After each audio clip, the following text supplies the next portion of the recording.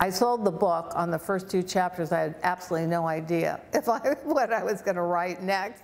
Oh my God, now I have to actually write this whole book.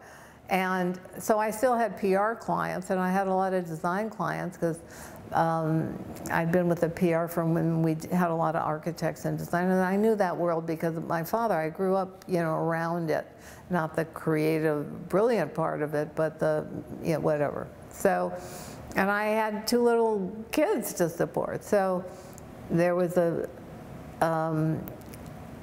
tribute to Charles and Ray Eames, 2 brilliant designers that most people, again, probably don't know about unless they're in design, at the LA County Museum. And I was living in Venice Beach at this time, which, if you know Los Angeles at all, it's really quite a trek from Venice. I had to get a babysitter, or I had to, you know, dude up or whatever.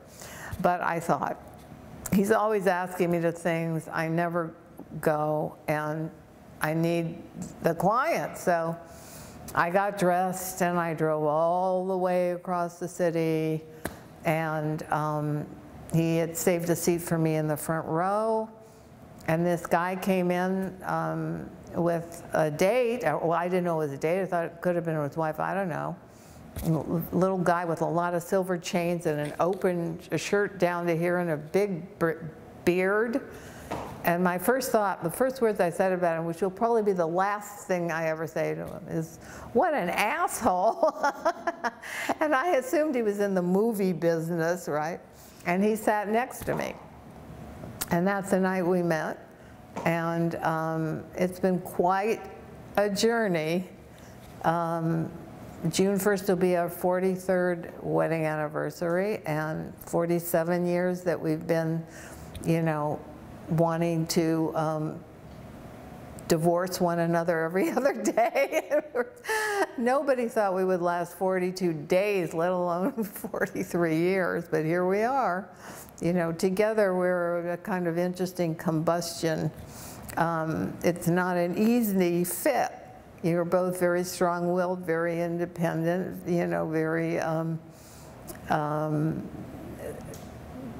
used to a certain amount of control, which didn't work on our first marriages. We wanted something, you know, I had a very good therapist that said that together we would both be fine if we had to be apart, but together we were better than we made a better life for ourselves than we would have alone. I think that's true. We were driven by the same kind of ambition, in a way, to do well and be truly independent. We're both totally freedom freaks, you know, and you know, I said this in the talk I gave at the museum. I've never had a job where I've had to wear real clothes, you know. We've always somehow managed to be able to dance to our own drum, which to me is a real life gift.